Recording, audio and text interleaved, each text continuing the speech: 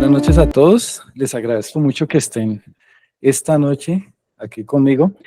Continuando estos estudios herméticos, yo coloqué una invitación ahí para hablar estrictamente sobre la nada y sobre el cero. Eh, Porque tenemos que comenzar desde el comienzo, mejor dicho. Entonces tenemos que remitirnos a qué es exactamente el cero y qué es la nada hablando herméticamente. Ya están viendo, ¿cierto? Pues, perfecto. Voy a comenzar a leerles esta parte que habla de los velos de Isis, que es una leyenda egipcia. Dice, cuenta una leyenda egipcia que sobre la tumba de la diosa Isis se erigía una estatua con el rostro cubierto por un velo negro. En su base aparecía cincelada la siguiente inscripción: soy todo lo que fue, todo lo que es y todo lo que será, y mi velo jamás fue corrido por ningún mortal. Bajo tan enigmático velo se escondían todos los misterios y conocimientos del pasado. Aquel que consiga destapar el velo hallará la inmortalidad. A cada uno le corresponde un velo que descubrir. Dentro de los estudios herméticos, ustedes van a tener mucho que ver y van a escuchar mucho este término de Isis, o sea, van a tener que ver con la diosa Isis y van a tener que ver con el término velos de Isis. Y velos de Isis no es más que retirar esos velos de mentira, de engaño, de ignorancia que tenemos y acceder a informaciones ya iniciáticas, a informaciones más profundas y más verdaderas. Entonces siempre nosotros nos vamos a referir a los velos de Isis, a que en esta reunión en particular vamos a tratar de retirar 2 o 3 velos de esa Isis, de esos velos oscuros que están cubriendo la verdad. Hay un ejercicio que yo quería proponerles para entender este concepto de la nada, que parece trivial, pero no es tan trivial, y si la entienden a fondo, va a entrar en conexión con algunas cuestiones herméticas y algunas leyes y algunos axiomas herméticos, si logran conectarse con esta información. Imagínense que ustedes están creando una silla. Tenemos la intención de crear una silla. Es un ejercicio así mental y no tenemos absolutamente nada para crear la silla. O sea, no tenemos materiales, no tenemos puntillas, no tenemos pegante, no tenemos absolutamente nada para crear la silla. Entonces vamos a partir de la creación de una silla de la nada. ¿Cómo creamos esa silla de la nada? Entonces, la mente soñadora sería el número 1, porque aquí vamos a hablar un poco de numerología. Entonces, el número 1 representa la mente soñadora, el individuo que comienza a imaginar cómo sería esa bendita silla. ¿Cómo es la única forma para ustedes? O sea, si se ponen a reflexionar, la única forma para construir una silla es con el pensamiento, porque antes de cualquier otra cosa material necesitamos formarla en el plano de las ideas, como decía Platón. Entonces necesitamos imaginarnos la silla. Y ahí está la mente soñadora número 1. Necesitamos tener bien claridad eso porque vamos a ir para atrás, adentrándonos en los números, en el número 0 y sus diferentes velos. Hay un velo que se llama Ein Sof Aur. Ese velo está referido con el 000, el triple cero. Eso es cabalístico. Estas informaciones ya son de índole más cabalística, profunda, hermética, del antiguo Egipto y de las escuelas iniciáticas, inclusive de los judíos.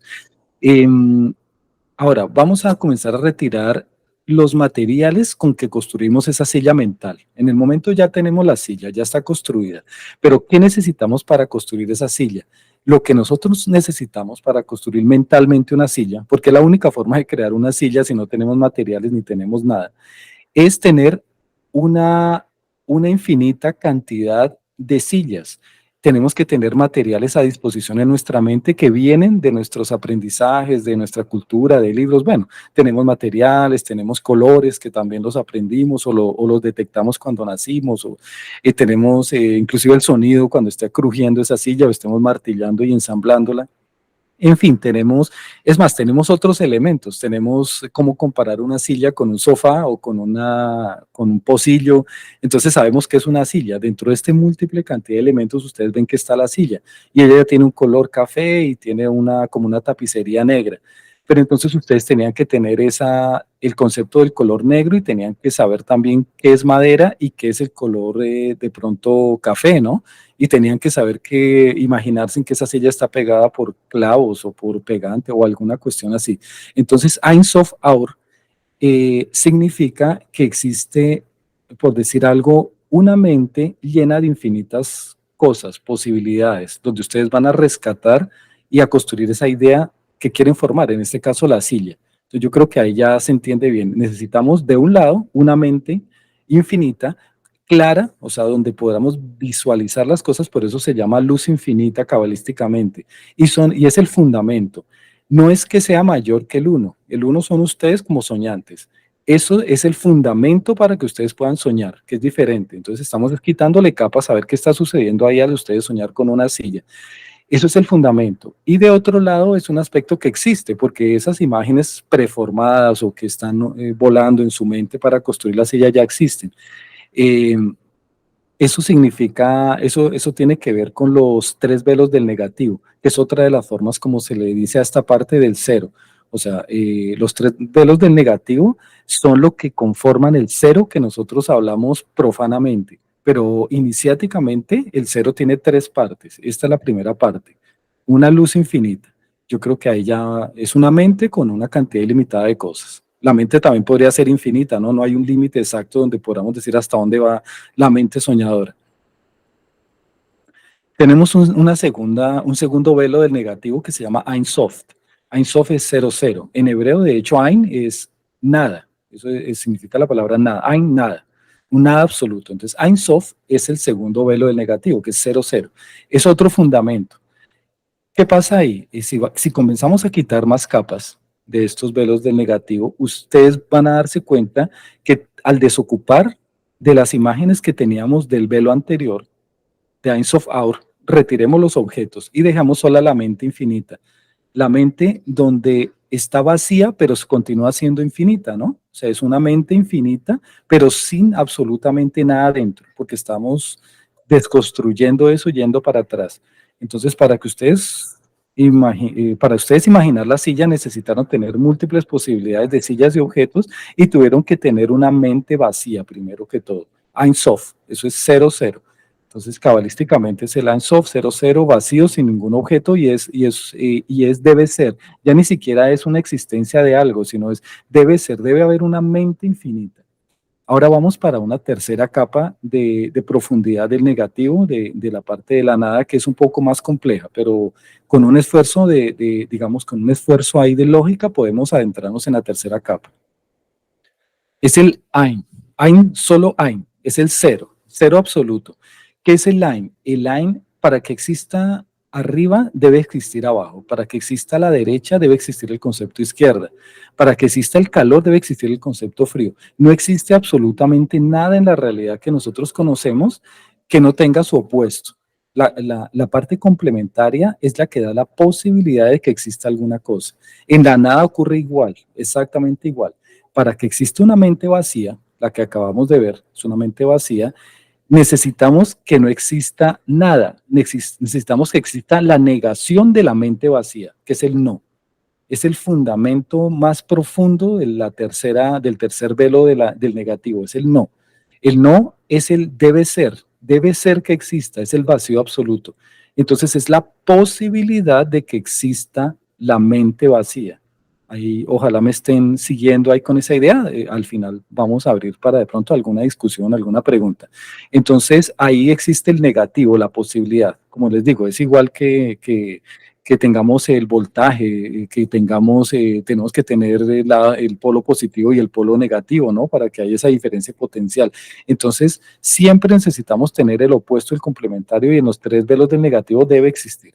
Entonces, tenemos el Ein Sof y el Ein Sof Aur. Ya nos estamos dando cuenta que el cero ya no es un asunto tan simple como pensábamos. Son varias capas de profundidad para elaborar ese pensamiento.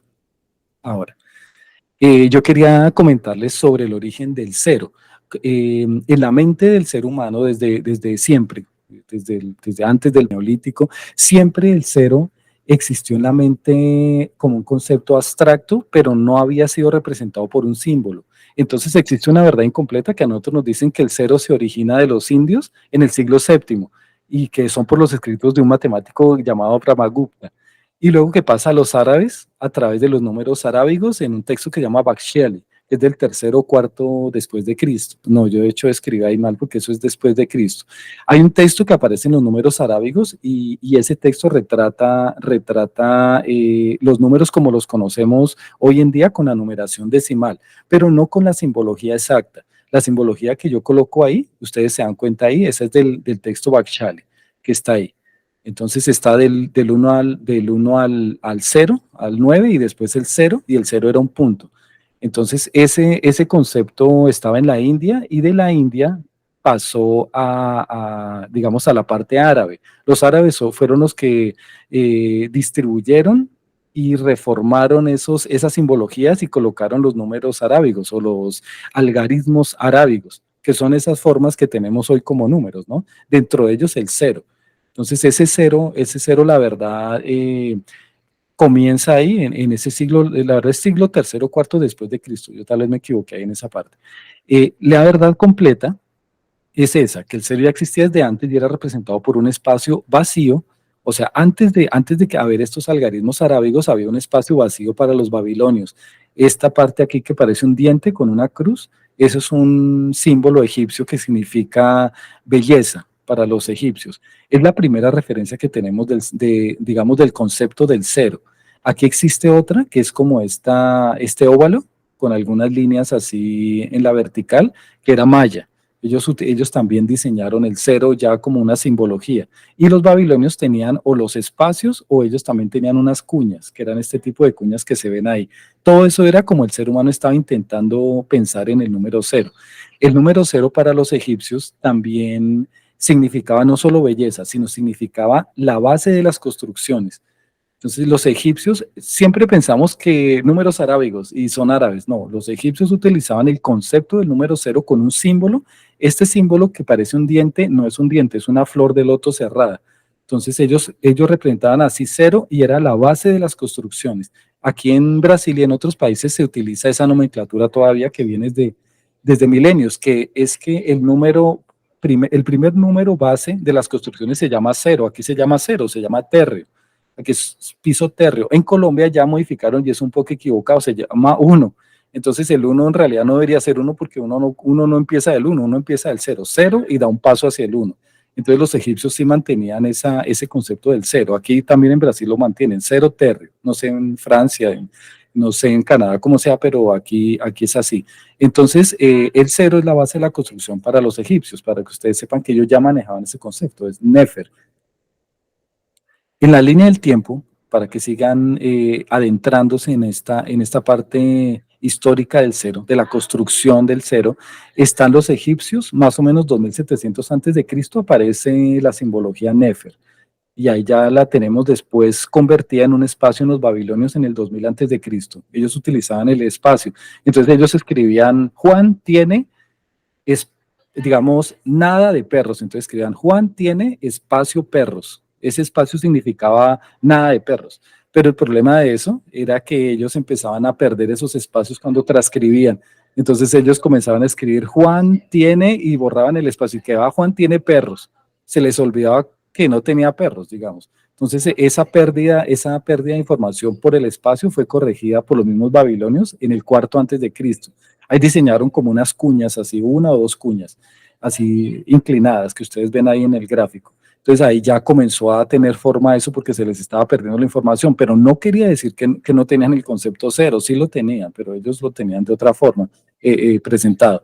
Más adelante aparecen ahí los mayas y los indios, que por eso yo ahí les corregí, mire que ahí dice tercero y cuarto después de Cristo. Y los mayas, justo al mismo tiempo que los indios, diseñan el cero como un símbolo ya dentro de los escritos. Entonces está tercero a cuarto, aparece los Bakshali, en ese escrito Bakshali, y aparecen los mayas en las inscripciones que se han encontrado. Y de ahí, en el noveno después de Cristo, es que ya realmente se transforma este Bakshali, esta numeración decimal se transforma en los números que son hoy conocidos. Eso va sufriendo transformaciones y ya ellos los ajustan. Las evidencias son del noveno más o menos siglo después de Cristo. Entonces ahí ustedes más o menos se están dando cuenta cómo es la construcción del cero y de la nada. Numerológicamente, para que ustedes se den cuenta, la numerología del cero va a significar siempre que no se ha realizado absolutamente nada. que no existe nada, ni siquiera se ha comenzado con una idea de construcción de alguna cosa. Ahí tenemos el concepto numerológico. No, no es más que eso, pueden hablar de diferentes cosas, pero es simplemente no hay comienzo, no hay ni siquiera idea y estamos a punto tal vez de comenzar o ni eso, porque ni siquiera existe esa idea del comienzo. Hay una parte importante que yo les quería comentar aquí y es que el tarot yo lo incluí dentro de las cosas que debemos tal vez conocer y debemos entender, porque el tarot tiene una de las llaves de entendimiento de esa cábala antigua. La primera persona que logró descifrar esa conexión entre el tarot y la cábala antigua fue Eliphas Leví. Antes lo hicieron otras personas que yo en otro video voy a explicar el paso a paso del tarot, pero en realidad Eliphas Leví en el siglo XIX logró conectar el tarot con las llaves iniciáticas y con la numerología que viene desde la antigüedad, pero específicamente con la cábala. Con la cábala, él entendió que ahí por detrás había una conexión de verdad bien fuerte de los 22 arcanos mayores, sobre todo con los 22 caminos entre el árbol de la vida, que son 10 sefirot, que es una imagen con 10 sefirot y 22 caminos. Él empezó a entender esa parte. Y de hecho las primeras descripciones de las cartas del tarot ya como herramienta de oráculo fue elaborada por Eliphas Leví en un libro llamado Dogma y Ritual de Alta Magia. Este es el cero del tarot de Marsella y aquí está el de White. Hay otros, hay varios tarot, pero estos son como los más populares. El loco representa ese cero, esa nada. Es un hombre vestido de loco, ahí dice caminando erráticamente, cargando un saco y que sin duda está lleno de sus actos ridículos y sus vicios. Su bastardo en desorden deja descubierto lo que debía esconder y un tigre que lo sigue y lo muerde sin que él intente alejarlo o defenderse. Es una imagen ahí de una persona que está errática, o sea, que no tiene como objetivo, que no sabe para dónde ir, que ahí dice que un tigre, porque Eliphas Leví escribió tigre, pero en los tarots ellos dibujan es un gato o un perro, pero Eliphas Leví cuando escribió esa figura era un tigre, lo que debía haber era un tigre, pero bueno, eso no hay problema. Es alguien que lo esté molestando, él se va inclusive para un abismo aquí en este tarot, él se va a ir para el abismo y no se está dando cuenta, él está feliz y no se da cuenta de nada. Entonces es lo mismo, el ser vuelve a representar una persona perdida, que es el comienzo pues del tarot, ¿no? De las cartas del tarot. Ahora, esta parte es bien importante porque así como entendimos la primera parte, ojalá que esté más o menos entendida la parte de los tres velos del negativo, vamos a jugar a ser Dios para entender esa profundidad del concepto del ser. ¿Cómo se entiende inclusive a Dios en la hermética, ¿no? A este concepto Dios que pensamos. Entonces comencemos al contrario, pero lo mismo. Vamos a intentar a construir el universo de nosotros. Vamos a jugar a ser Dios. Simplemente queremos construir el universo. Lo primero que va a existir es el velo cero, Ein. O sea, vamos a tener una cuestión que no existe, un vacío absoluto, la negación de la existencia propiamente, como yo les dije, es el fundamento. No existe, no debe ser, es ni siquiera existe, no debe ser, es un vacío absoluto. Posteriormente, ustedes como Dios necesitarían un vacío de esa mente soñadora con un vacío dentro. O sea, absolutamente nada, no hay ni siquiera posibilidades de universos, de galaxias, de nebulosas, no hay ni siquiera esa posibilidad. Existe una parte no existente. Existe la parte de la en Sof, entonces, que es el cero cero, vacío sin ningún objeto. Y posteriormente necesitamos llegar a construir una cantidad ilimitada de objetos dentro, de galaxias, de nebulosas, de universos, multiversos dentro, opcionales para que ustedes cojan, así como hicieron con la silla, para que atrapen algún elemento de esos y lo conviertan en la manifestación del universo que tenemos en este momento, ¿no? Eso sería la luz infinita, el fundamento y ya existe, porque ya existe la posibilidad de diferentes universos y galaxias, ¿no? Entonces ahí vemos que ustedes tienen tres capas. La negación, tenemos la mente vacía, ilimitada, sin fin, y tenemos la mente ya, digamos, con cosas, llena de cosas, de posibilidades, con el fundamento. Aquí tenemos, espérate, y aquí llegamos por fin al número uno, ¿no? Que sería Dios mismo, que es la causa primera, está reflejada aquí por este triángulo, es el todo. Nosotros los herméticos hablamos mucho del todo, del eterno. Entonces, todo, causa primera, infinito, absoluto. Aquí hay unos pictogramas egipcios, que está aquí una cabeza de toro y está la letra Aleph hebrea. Todo quiere decir lo mismo. Y está, como ustedes ven, ya pasó los tres velos del negativo y por fin el soñador tiene los insumos para imaginar este universo que aparece aquí. Él ya tiene el universo imaginado. Entonces, no es que, como les repito, no es que los tres velos del negativo estén lejos del uno. No, el uno abarca los tres velos del negativo. El uno abarca el concepto de la nada, del cero. Pero él es el soñador que necesita el fundamento de los tres velos para manifestarse. Entonces tenemos el uno, tenemos el pictograma. ¿Por qué el pictograma de la cabeza de toro la coloqué ahí y por qué vamos a estudiar los pictogramas? Es que resulta que es la referencia más antigua de la simbología que tiene el ser humano. Los pictogramas escritos prácticamente en la piedra son las referencias más antiguas de esa sensibilidad del ser humano para conectarse con niveles metafísicos. Y eso está representado en los pictogramas egipcios, que posteriormente se convirtieron en los jeroglíficos egipcios, que tenían más de 300 jeroglíficos, que posteriormente bajó allá y lo cogieron o subieron digamos, la comunidad hebrea, comenzó a formar la parte allá de los hebreos, y que cogieron esa sabiduría y la convirtieron también en sus letras del hebreo, y que son prácticamente las únicas culturas que mantuvieron esa simbología de los egipcios. Entonces, por eso siempre voy a hablar de simbología hebrea con el hebreo y de simbología pictogramas egipcios. Ni siquiera voy a hablar mucho de jeroglíficos egipcios porque me voy a ir más atrás a los pictogramas, que es esta cabeza de toro, en este caso que es el uno. Ahí, si tal vez ya fue entendida esa parte, no vamos a hablar aquí de las leyes herméticas aún, de estas axiomas herméticos. Para los que no sepan, un axioma es algo que digamos que es evidente, es una cuestión evidente, una ley evidente, pero que no es comprobable. Eso es un axioma, y dentro de la hermética existen 7, que esos axiomas fueron consignados en un libro llamado El Kybalión en 1908, ya compilados y fueron resumidos.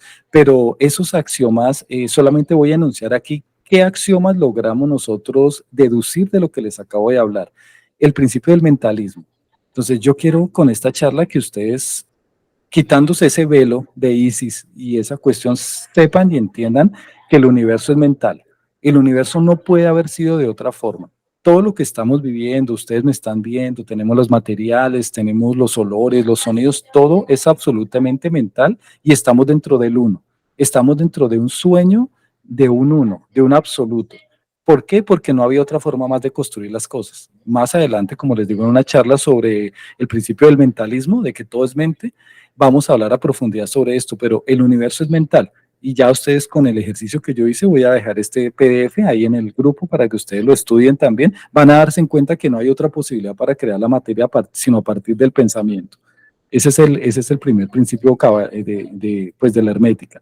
Y ahí también se desdobla un segundo principio, que es que todo el universo está contenido en el uno. Lo que está arriba es como lo que está abajo y lo que está adentro es como lo que está afuera, que es un principio de correspondencia.